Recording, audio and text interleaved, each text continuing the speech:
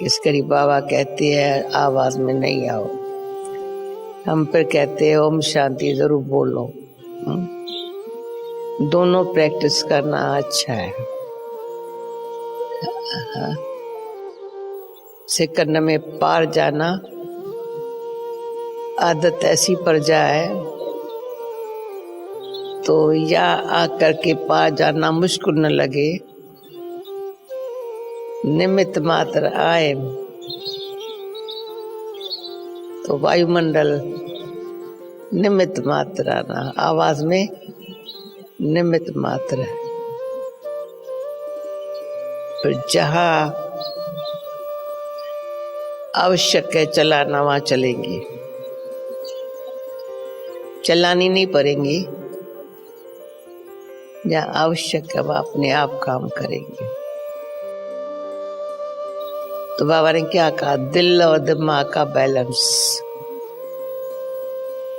सफलता है, बाबा ये नहीं कहा दिमाग और दिल, पहले कहा दिमाग दिल तो दिमाग। पर आजकल दिल और दिमाग का बैलेंस का पता चलता है दृष्टि से और वृत्ति से। और सफलता का प्रैक्टिकल स्वरूप वरदान में बाबा ने बता दिया। निमित्त सेवा की जिम्मेवारी, पर जिम्मेवारी में दुआएं हैं। किसकी दुआएं? दुआएं किसकी? तो मैं इसमें कहती हूँ बाबा की दुआएं, सर्वशक्तिवान बाप की दुआ सारी हमारी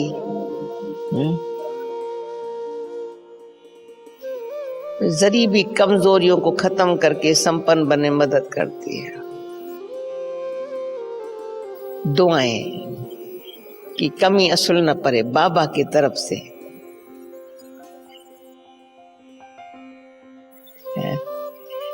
हमें कहती है बाबा की दया दृष्टि हमारे ऊपर है। कुछ भी नीचे ऊपर करते हैं फिर भी बाबा की दया दृष्टि है, कृपा दृष्टि भी है, फिर दुआ की दृष्टि भी है।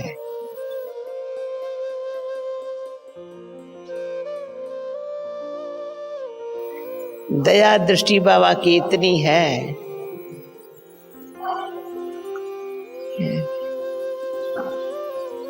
तो हमको जब दया शब्द आता है तो भक्ति मार्ग की लाइन जब बड़ी पक्की भक्ति मार्ग में भी थी, दया धर्म का मूल है, पाप मूल अभिमान। असल ये शब्द कभी भी भूला नहीं होगा, है भक्ति का। संस्कारों में ये चली गई बात, ये भक्ति का संस्कार ज्ञान में मदद किया है बहुत।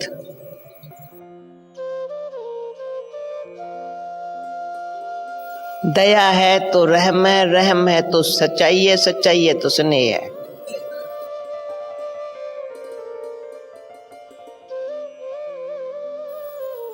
फिर दुआ मिलती है। दया है तो रहम भावना है, भावना में रहम है। रहम भावना है तो शुभ भावना है, शुभ भावना है तो श्रेष्ठ भावना है, कोई अपनी कामना नहीं है।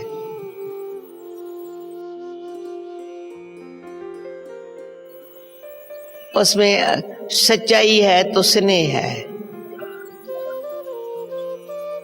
वो सूक्ष्म अपने आप सर्व की दुआएं लेने के लिए पात्र बनाता है। प्रेजेंट समय अनुसार अपने आप को चेक करना और ऐसा चेंज करना जो मिरेकल हो जाए। तो हर एक मैं समझती हूँ कोई ऐसी बाबा का बच्चा नहीं होगा जिसके अंदर ये संकल्प न हो, पुराना खत्म हो जाए, नवीनता आ जाए। हमारे में नवीनता आई तो जैसे नव युग के लिए जो स्थापना की कार्य में सत्य को लाने में हम निमित्त बने हुए हैं। अब बाबा कहते हैं बच्चे मैंने तुम्हारा उद्धार किया, अभी दुनिया के लिए आधार मूर्त बनना है। आधार मूर्त बनना है तो बहुत बड़ी बात है, परंतु निमित्त बनने में, आधार मूर्त बनने में बताएं दया, रहम, स्नेह, सच्चाई, हाँ, अंदर ही अंदर काम करती है। अनेक आत्माओं को सूक्ष्म बल मिलता है और अपन को सर्वशक्तिवान बाप का जो बहुत काल से पहले सहारा मिला, फिर साथ मिला, बाप का सहारा, बच्चे बन गए, फिर साथ मिला है, फिर शिक्षाएं भी मिली है। और बाप ने फिर इतनी दृष्टि से इतना ऊंच उठाया है जो सम्मान बना रहा है। कितनी बाबा की दया दृष्टि में फिर हमारे लिए दया दुआ को मिला करके हम देखती हूँ सारी लाइफ के अंदर सारा। कल हम दादियाँ कहती थी हम लोगों की लाइफ की बड़ी स्टोरी अच्छी हो गई है। कई हमारे भाई है जिन्होंने ब्रिज कोठी, कराची तो छोड़ो, ब्रिज कोठी वाली भी नहीं देखी थी लाइफ है वो नहीं। कितनी सुंदर लाइफ थी ब्रिज कोठी में, बाबा के संग रहे, वहां जो तपस्या की। अपनी लाइफ को देखे कितनी सुंदर लाइफ बाप की दया और दुआओं से होते होते होते। तो हम पूछे अपने आप से मेरे संस्कार के अंदर इस 2.25 की और कुछ है क्या?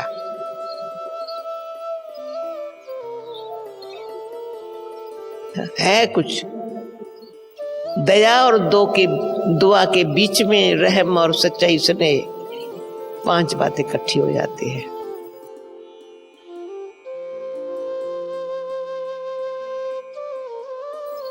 आत्मा अभी संगम युगी है। बाबा कहते ब्राह्मणों की वृद्धि करते चलो, जो देवता बनने वाली आत्माएं संगम युग पर, ब्राह्मण सेवाधारी। और ब्राह्मण क्या है?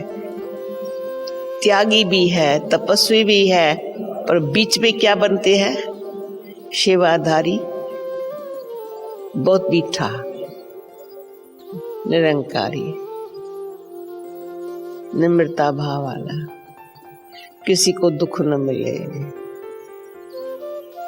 जरा सा कोई ऐसी बोल किसके दिल को ठेस न पहुंचाए।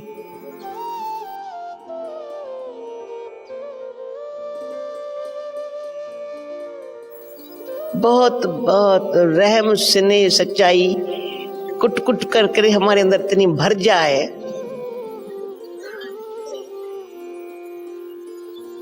तो बाप को दया आती है हमारे ऊपर।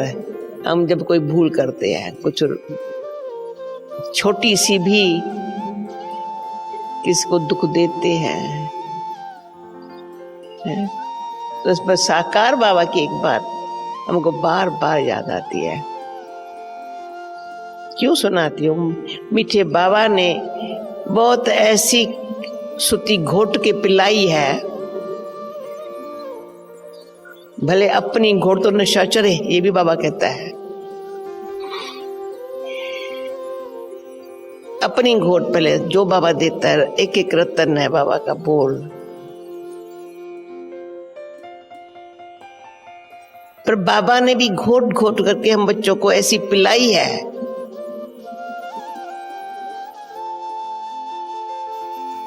तो एक बारी की मम्मा जब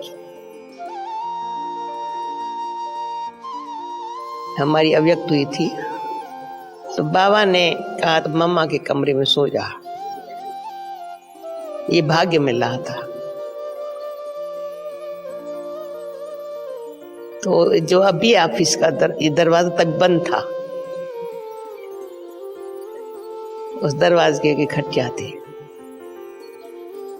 उन्होंने बाबा बोल ये सुनाने का मतलब ये है जो वो बाबा के मीठे दृश्य और बोल कभी भूलते नहीं है। तो अचानक मैं खटिया पर बैठी थी, ठंडी थी, एक शाल यहाँ पर थी, एक शाल यहाँ पर थी, मैं बैठी थी। पता नहीं बाबा चाट के लिए बहुत मूली चला रहा था, ऐसे बैठे चाट देख रही थी। तो बाबा आया, खड़ा हो गया, अचानक दरवाजा खुला, बाबा आगे खड़ा। तो मैं उठने लगी, कहा उठो नहीं बच्ची, बैठी रहो।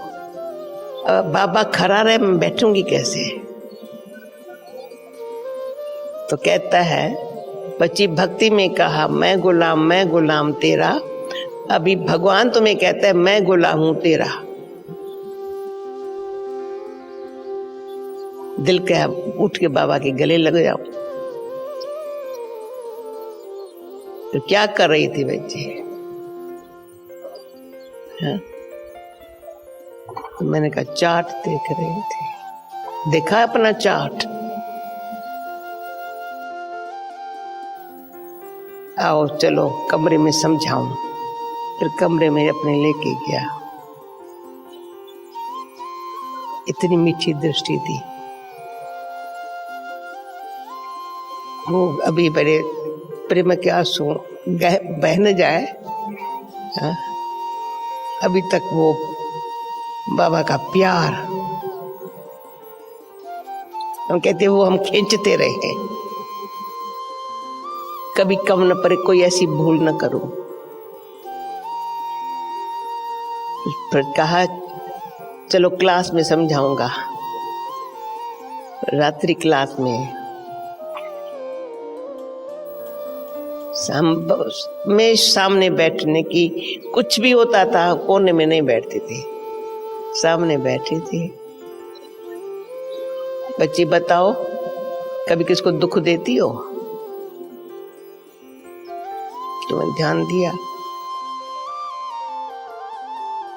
बच्ची दुख नहीं देती हो ना, इसलिए चाट अच्छा रहेगा। तो ध्यान है मेरे से किसको दुख न मिले। फिर दूसरे सुब्बू को बोला चाट अच्छा रखती हो? देख रही थी।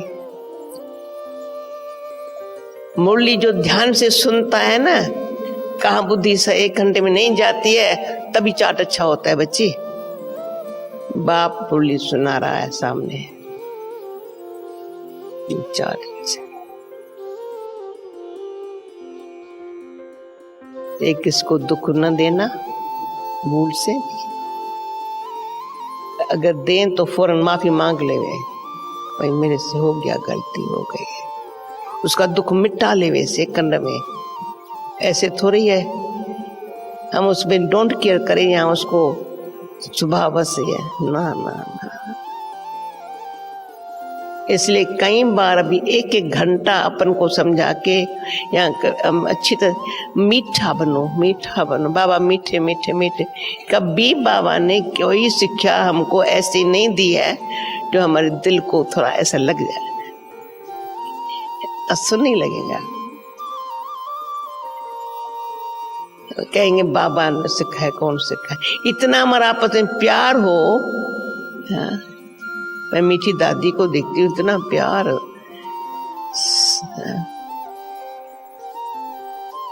क्योंकि प्यार में सब कुछ अच्छा चलता है, चलता रहेगा, कुछ नुकसान नहीं होगा, न हो सकता है। ये देखा है सारी जगह की हिस्ट्री के अंदर।